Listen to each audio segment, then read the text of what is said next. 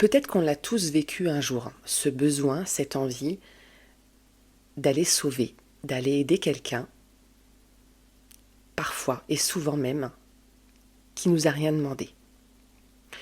Pourquoi on a ce besoin? Qu'est-ce qui fait que chez nous, ça résonne aussi fort?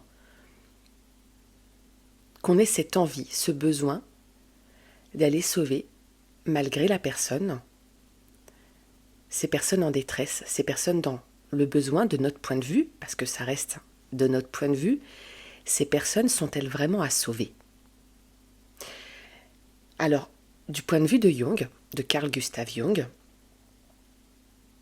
il parlait peut-être de notre part d'ombre, pas intégrée. Cet archétype du sauveur, et donc qui permettrait, pour nous, quelque part, de guérir quelque chose que nous n'avons pas guéri en nous. Si on cherche à sauver quelqu'un, si on cherche à sauver les autres, c'est une manière indirecte de se sauver soi-même. Souvent joué dans l'enfance, peut-être qu'à une certaine période de notre vie,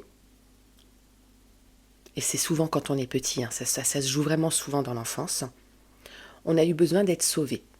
Sauvé émotionnellement, sauvé peut-être même, alors physiquement je parle de mise en sécurité. Physique, émotionnelle, financière. Sauvé peut-être même intellectuellement, est-ce qu'on a été écouté? Est-ce qu'on a été entendu dans nos besoins étant enfant? Et ce sentiment de ne pas avoir été entendu, écouté, mise en sécurité émotionnelle, physique, fait qu'on rejoue à l'âge adulte le même scénario et qu'on va vouloir aller sauver les autres parce que nous n'avons pas été sauvés nous-mêmes.